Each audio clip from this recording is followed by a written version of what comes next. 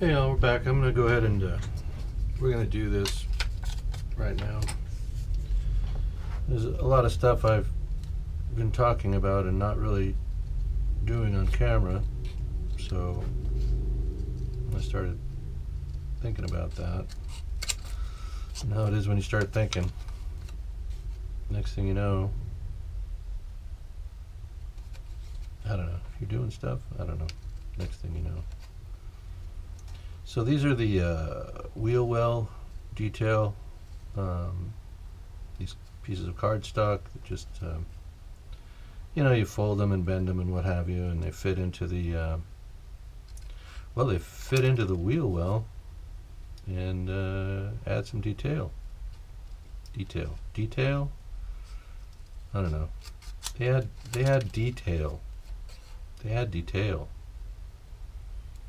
Now I'm crossed out, and I'm not gonna be able to stop. Yeah, I just stopped. All right, so you want to cut these out. This isn't a skill thing. It's just modeling stuff. You cut things out sometimes. The Corsair has a lot of this on it. I've been kind of looking at it. The plan sheet on the Guillow F4U Corsair, the one. The bent wing bird, the whistling death, the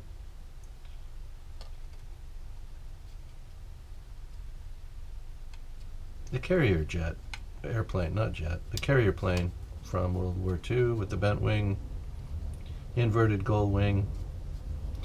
A lot of people say it's a gull wing. No, it's an inverted gull wing. The gull wing has the bend at the top. Inverted gull wing has the bend at the bottom of the wing. Anyway, lots of these cardstock parts and pieces on that model.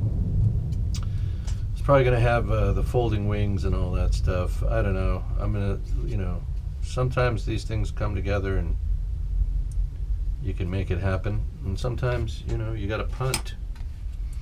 All right, so the front side of this folds up. What I need is a ruler and something to cut on. Oh, it's getting messy up here. Somebody ought to clean this mess up.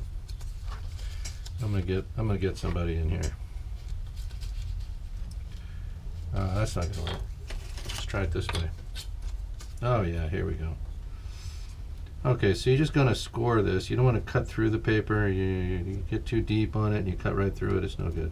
So you're going to draw a line there. From corner to corner, you're going to draw a line here. From corner again to corner. I say draw a line. You're drawing a line with the knife. You're not cutting through the paper. If you've done these before, you can scoot ahead on the video. If you've never done this before, this is how you do it. Right, you just draw a line. Then you want to fold it on that line. So what you want to do is take the ruler and put it on the line and then bend her up. If you don't use the ruler, sometimes when you go to fold these, it curls the paper rather than make a nice straight fold. Right? And there you have it. That's what you're going to tuck into the nacelle when you get it together. So let's get it together. I threw that down when I need it. I said I threw that down when I needed it. So we're just going to fit this edge here, come over the top to the other side, and fit that edge, edge to edge, side to side, top to bottom, yada yada. So we want to make sure we have a good fit and fitment. Now we need our adhesive. Before I break something, put that down. Anyway, we're good. It's good. It's fine. We're all fine here. So you're just gonna draw a little bit of a line of super glue. It's so super.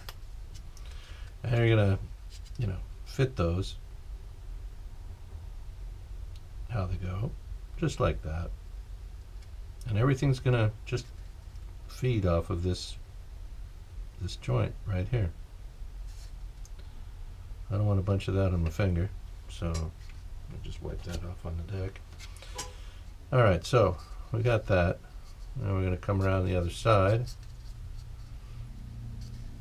and just kind of fit that together. Alright, now we're going to just do a little something different. Now we're not going to keep your fingers off of the off of that deal. Now we're just going to come in here and finish her up. So along the top rail on that side, along the rail on this side, and then right there, right there, right there, with the adhesive, and then I guess down this side here, and that side there, and right on top. I know you can't see where I'm putting the glue, but just trust me, it goes where it would be obvious that it needs to go. And then you're just going to take a tool of some kind and run the adhesive, you know, all the way along each of those joints. Okay. Till everything's nice and tight. And then when you look at the part, okay, you should see it's pretty good. Now, yeah, there's going to be some gaps, but that's what your sandpaper's for. Alrighty, so we just attached the bottom section, and then I moved my glue over here. So then the last bead you want to run is this one right along here. You don't want to put too much buildup on this, and you want to wipe away as soon as you can. But that glue will just wick up under there into the balsa and into the gap. And if you want to add a little bit of downward pressure on either side, you know, feel free to do that. Just you don't want that stuff all over your fingers and then be tracking it all over the plastic. So you want to keep everything clean.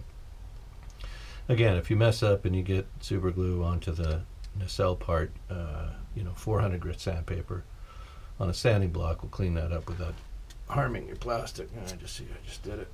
So next thing you want to do is clean up these seams here on each side. So you need a sanding block, and you need to basically clean them up. So we're just gonna see how we're kind of rockering that. And what that does is that focuses the sandpaper just on the seam and keeps it off of the plastic here and here.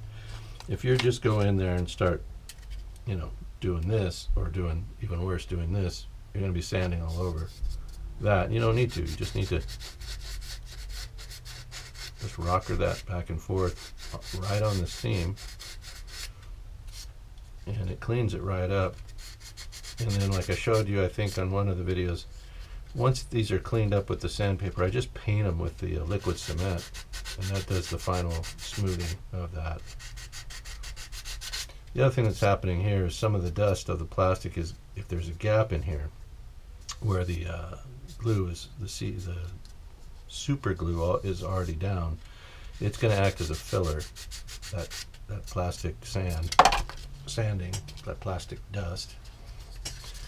The plastic dust from the sanding that you're doing will fill the gap. Okie dokes. You see that? Not too bad. No, not too bad. And that little bit of rockering helps. Anytime you're sanding a rounded surface like this, and you just are just trying to focus on a seam or a gap, just do this. You work at it, you practice it a little bit, and pretty soon, you know, you're doing it, and then it really does help towards having a nice clean. Now there's a little bit of a gap still here, so we're going to drop a little bit of glue on it. Again, this is gap filling super glue. It's not rocket science history, it's just the way it is.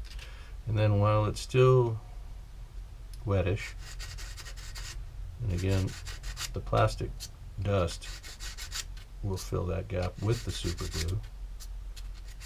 They combine like super friends and do super stuff. And that's that's it for that.